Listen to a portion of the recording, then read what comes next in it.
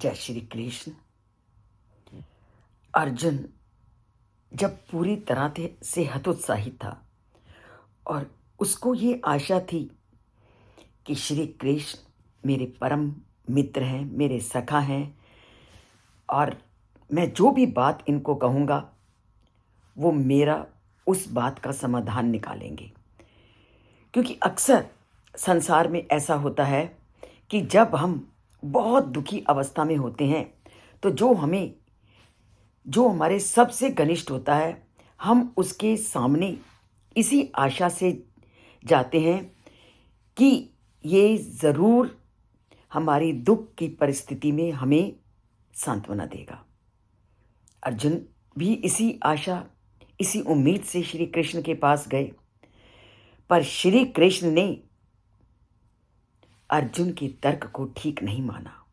जैसा कि अक्सर हम लोगों के मन में ये होता है कि अगर जो विचार मैं प्रस्तुत कर रहा हूँ, मेरा मित्र मेरे उस विचार से ज़रूर सहमत होगा, या मेरे बड़े जिन पर हमें आस्था है, विश्वास है, मैं उनके सामने अपने जिस मनोभाव को रखूँगा वो मेरे उसी मनोभाव, उसी विचार को वो सही समझेंगे। पर हुआ बिल्कुल उससे उल्टा। अर्जुन तो यही समझ रहा था कि जो वो सोच रहा है अपने बंधु बांधवों के प्रति, उसका ये विचार, उसका ये तर्क पूरी तरह से ठीक है। पर परम पिता परमात्मा और उनके प्रिय सखा कृष्ण जी ने क्या किया? उसके ही तर्क का खंडन कर दिया। और पहले ही श्लोक में ज्ञान को जब उन्होंने शुरू करना चाहा तो उसको लताड़ते हुए कहा कि तुम बातें तो बड़ी बुद्धिमानों की तरह करते हो, पर जिनके प्रति शोक नहीं करना उनके प्रति शोक करते हो। ऐसा कहने पर वो पुनः आत्मज्ञान की विश्लेषण करने में लग पड़े और क्या कहते हैं? ना तू एव अहम जातु ना आसम ना त्वम ना इमे जनाधिपः ना चा एव ना भविष्यामा सर्वे वयम अतः परम।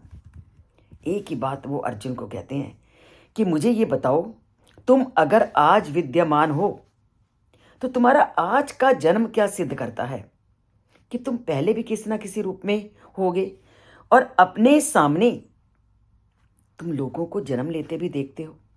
जब हम अपने सामने अन्यों को संसार में आते देखते हैं, इसका क्या मतलब है? कि हमारा पुनर्जन्म भी निश्चित है, और ये तब तक निश्चित है जब तक हमारी जीवन मुक्ति नहीं हो जाती। और मुक्ति के लिए तो क्या करना है?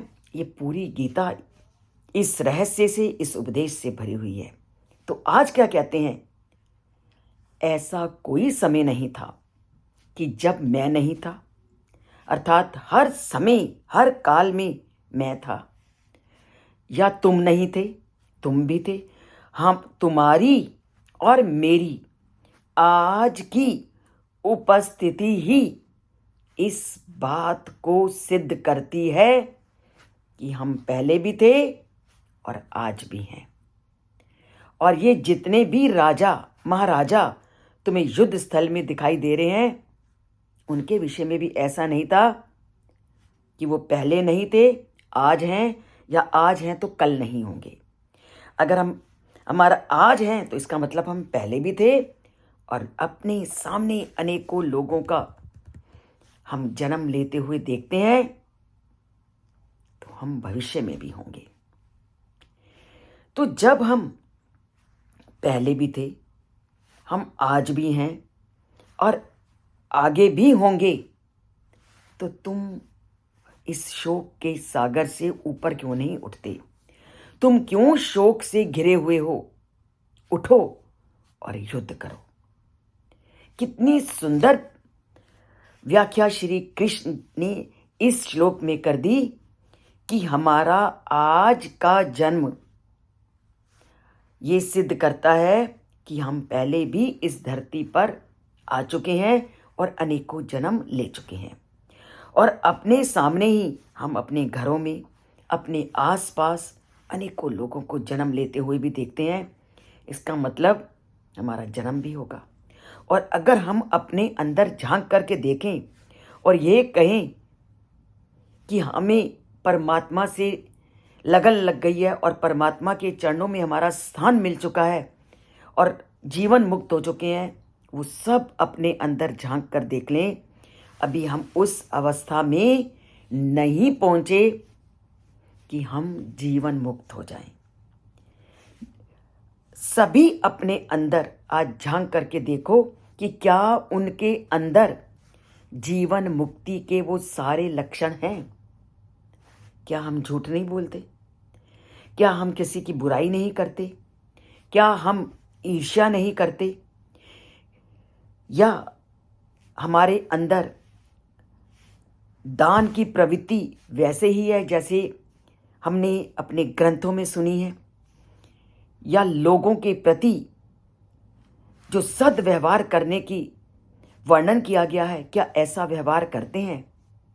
और हर पल उस परमात्मा को स्मरण करते हैं जो हमें इस जीवन से मुक्त करेगा। परमात्मा से स्मरण तो हम तब करते हैं जब हम संकट के बोझ से घिरे होते हैं।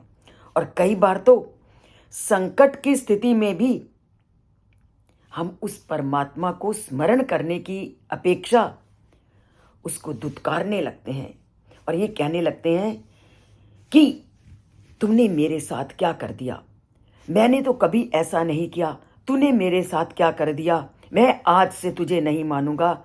ऐसी प्रवृत्ति भी जब हमारे ऊपर संकट आता है तो हमने इस प्रकार के विचारों से घिरते हुए भी अपने को भी पाया है और दूसरों को भी ये कहते हुए सुना है कि परमात्मा पता नहीं मेरे साथ ही ऐसा क्यों करता है।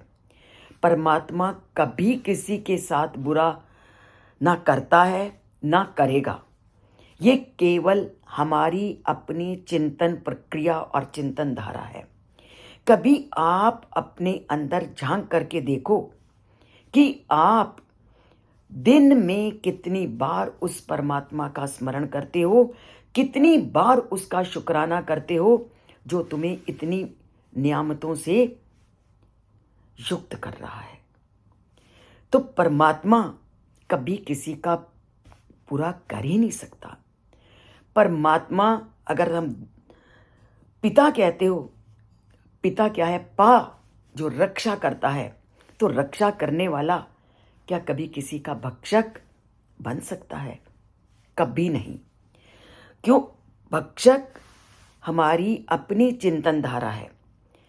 जब हम बुरे समय में उस परम पिता परमात्मा को कोसते हैं, उस कोसने की परिस्थिति को हम परमात्मा के चरणों में लगा करके काम को करते जाएं और ये सोचते जाएं कि अगर ये परिस्थिति दी है तो उस परिस्थिति से हमें उबारने का, उस परिस्थिति से पार उतारने की शक्ति दो।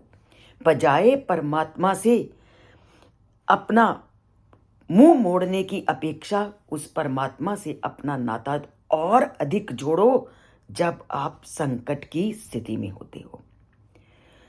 क्योंकि जब तक पूरी तरह से हमारी जीवन मुक्ति नहीं हो जाती तब तक हमारा संसार में आने जाने का चक्र चलता रहा है, चलता है और चलता रहेगा।